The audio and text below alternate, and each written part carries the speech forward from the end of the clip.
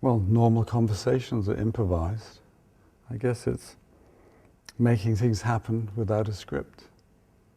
It's not quite true. You can extemporize on a script. You can depart from something and go back to it again. But basically it's not rehearsed. It just happens moment by moment.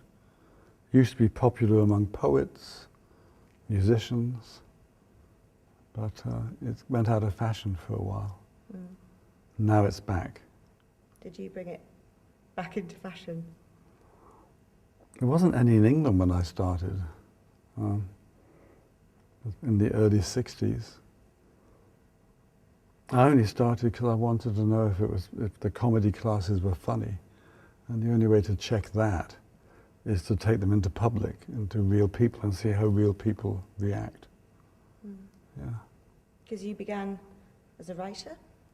Yes, I came into the theatre doing that. I was already pretty screwed up. It takes me a long time to write anything, it's ridiculous. So, not really a writer, an unwriter, a rewriter, that's me.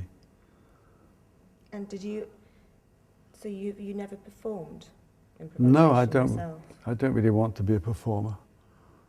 Had to be on the stage a lot with improvisers, but I never liked that. There used to be reviews saying this idiot's on the stage, but the actors are very good.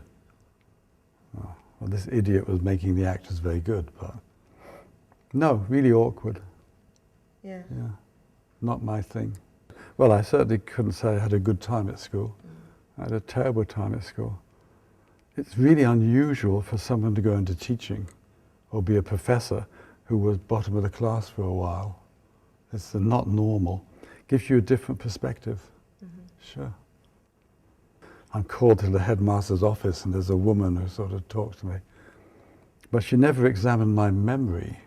She was some sort of Freudian. She thought the problems must be in my background. But the truth was, I'd never been able to remember anything really, except structures and stories and shapes. I know 2 phone numbers. One I'm not sure about. I have to really concentrate. But that's not normal. Can't learn a poem. Can't learn a language. Still can't, no. How will they know when I get Alzheimer's? I mean, how will they know? All the tests. I did get a test. I know the first answer. I answered the first question right. Yes. It's, who are you? What is your name? I passed that question 100%. So do you think that that your mind is sharp through, because your mind seems really sharp to me, even though you don't have well, if you don't memory. have any memory, you are likely to become an expert on spontaneity, moment by moment. Yeah, you make use of your disadvantages. Mm-hmm. Sure. I got this funny eye that somebody damaged, so I'm really good on eye contacts. I'm very aware of that. Yeah, you use your disadvantages to good effect. Yeah. There was an art teacher who was really nice at college. They had a crash course for teachers after the war. You could get in it with really very little academic distinction. I did fail that course as well. I tell you, I was a difficult person. But they did want me to teach. They said, come back and take English literature. I said, no, I never passed an exam in English in my life. They said, we want you to be a teacher, come back, we'll pass you. So I went back and they passed me. I became a teacher.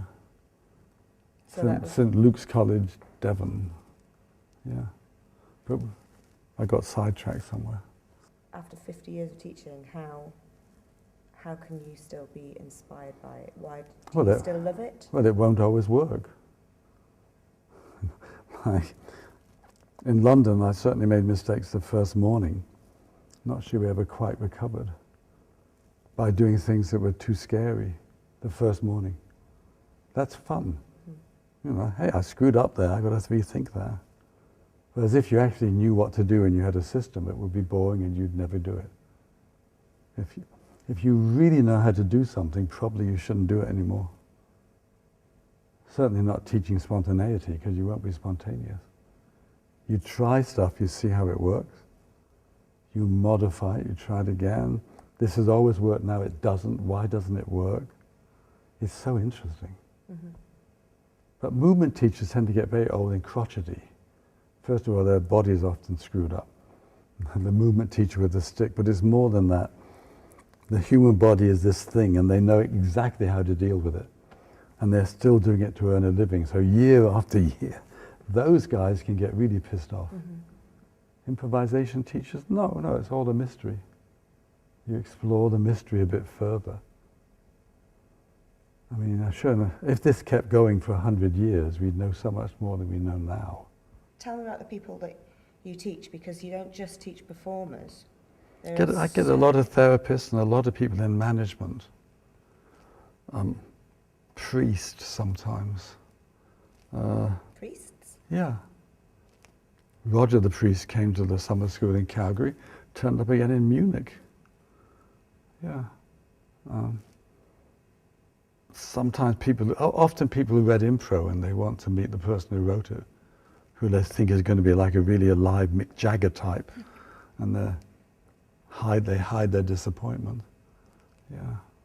Why do they come? I guess because they like the ideas and they want to see what it's about.